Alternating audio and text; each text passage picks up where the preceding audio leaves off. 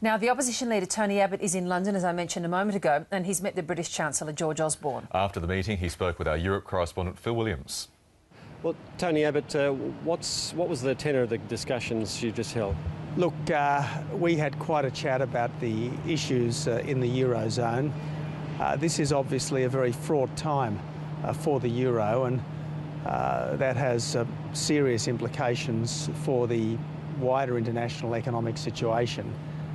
It's very important that we try to resolve the eurozone crisis in ways which fix the problem.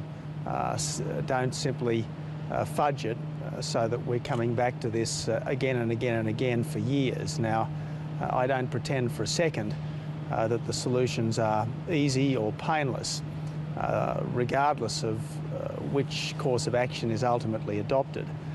There is going to have to be difficult and painful readjustments, but my hope, and I think the Chancellor's hope, is that at the end of it we will have dynamic economies that can embark once more on a period of sustained growth rather than chronic stagnation. Now, you've been very much opposed to Australia increasing its contribution to the IMF to help Europe. Given that this could become a global problem, are you now changing your mind about that? I never said that Australia should fail in its duties of international citizenship. What I said was we needed to be very careful about anything that involved throwing good money after bad. Now, it's important that any international action to address the problems of the eurozone really does address those problems. It doesn't just amount to yet another euro fudge. Now, my sense from the discussions I've just had with the Chancellor is that the European leaders are starting to grasp the nettle. It's difficult for them because there has been a long and intense emotional commitment to this project, and no one should underestimate, as I say, the difficulty of change, but plainly there do need to be adjustments. The IMF funding, though, should Australia increase its funding if it's needed to help Europe and help other economies because of what could become a global crisis? Well, I never said that we shouldn't do what's required to be good international citizens. What we shouldn't do, though, is be party to any arrangement which simply throws good money after bad. If Australia is to support, directly or indirectly, adjustments elsewhere in the world, they should be adjustments that are going to bring about lasting change for the better. Now, George Osborne, of course, is very close to the crisis, uncomfortably close.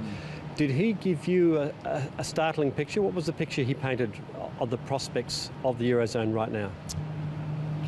Well, I think he is conscious of the gravity of the situation.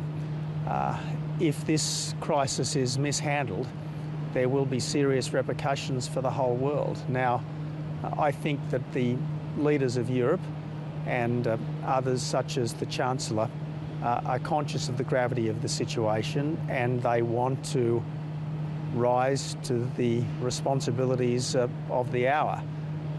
But no one should underestimate just how weighty those responsibilities are. Is it possible that you may have to adjust your policy settings to retune to the global realities, especially if things go bad? I think it is more important than ever that Australian domestic economic policy is calibrated towards strengthening economic growth.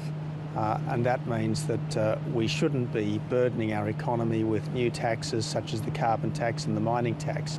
The last thing we want to do in a fraught situation like this is make it harder for our employers and harder for our exporters. Tony Abbott, thanks very much.